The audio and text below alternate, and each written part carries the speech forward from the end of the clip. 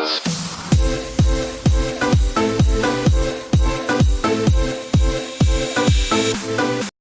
good morning. Nandito ako ngayon. Time check, 8 o'clock in the morning. Di bali, sobrang aga ni client, guys.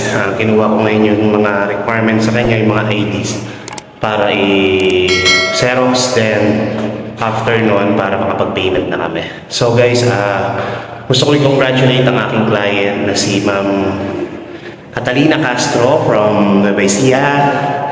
So guys, ang aga nilang umalis daw 4 AM in the morning sa kanilang bahay.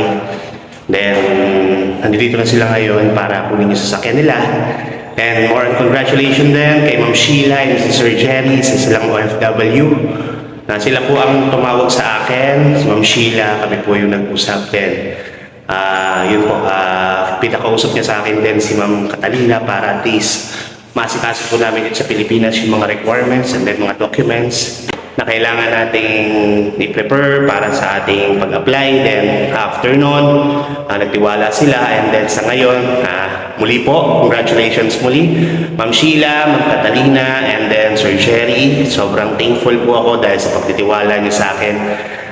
Hindi kayo sumuko, and then sabi nyo nga, maraming ahente kayo nakikita, pero ako pa rin po yung napupusuan ninyo. Then maraming salamat po, and then congratulations. So guys, mamaya babalikan ko kayo after ng aking printing ng mga documents, then para makita nyo po yung pag-releasing natin. So guys, balikan ko kayo. Bye-bye. So ayan guys, piniprint out ko na po yung mga documents ni client, IDs, and then other docs para po after nyan, punta naman kami sa cashier, then para makapag-settle down na kami. Then after ng cashier, magpi-fill up na po sila ng mga PNCM or application. Then yan guys, nagbabayad na si Ma'am Catalina sa ating cashier. Then after ng cashier, siya naman po ay mag-sign na po ng ating mga documents. So guys, nagsasign na po si client ng ating documents at ang kanyang husband. So tatapos lang po namin sa cashier, binayaran na po niya yung remaining balance sa 70,000 dahil ang total po is 75. Then after po ng signing guys, akit po kami sa itaas para makita at ma-check namin yung unit kung malinis na ba at wala po tayong problema sa unit or gas-gas. Para before natin i-turn over, check muna natin ng unit para po make sure natin na wala pong maging problema. Tara guys! Hi guys! Check natin ngayon yung ating unit na for release today. Yung sa ating client na from Nueva Ecija, sila Ma'am Sheila and then sila Ma'am Catalina Castro. So guys, hanapin natin yung unit.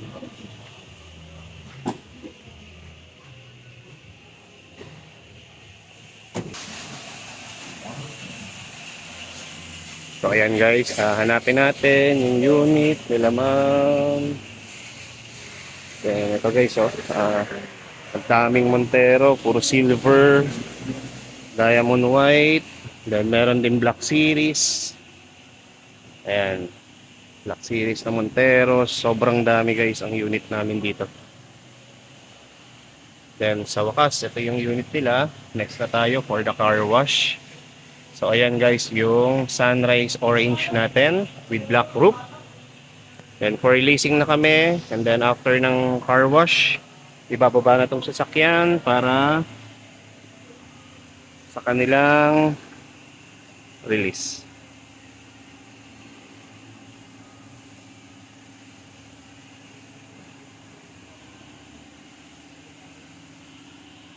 Guys, ito na. Ito na yung turnover ko pagdating sa client. Muli, gusto kong i-congratulate ang aking client from Nueva Ecija, ang family Castro, and then syempre yung OFW nating isa pang client na si Ma'am Sheila and then Sir Jerry. Sila po yung mga naka-coordinate ko before, and then pinatawag sa akin si Ma'am Lina, and then si Sir, si husband niya. Sir, thank you so much po. And then si Sir Alex Castro. Yan. Sir, akala ko ikaw na yung na-meet ko na eh. So guys, medyo ginabi na kami, pero umaga dumating sila ma'am dito. Then kasi medyo kinabahan kami eh. merong pagsubok lang na nangyari. Medyo hindi inaasahan, no? Na itong senaryo na to, itong pag-release ng sasakyan, iskala ko merong konting problema. Pero ang nasolusyonan naman din namin kagad sa awa ng Diyos. And then ito, maayos na kaming makakapaglabas ng sasakyan and then dire-diretso na pauwi sa kanila. So, thank you so much muli sa inyo po, sa tiwala, sa serbisyo na binigay ko sa inyo. Nagtiwala kayo and then kahit malayo po kayo from Nueva Ecija, pumunta pa po kayo ng Manila para po i-release yung sasakyan. Napili nyo po ako bilang isang ahente. So sir, ano po masasabi nyo sa akin? And then Ma'am Lina, Ang masasabi ko lang sa iyo, sir, ay very supportive at napakabait. Magaling, matyaga siya sa amin para inasikaso niya kami mabuti. Maraming salamat, Sir Lester. Huwag sana kami kalilimutan. Salamat po. sir, kayo po. Baka po. Maraming salamat, Mr. Lester.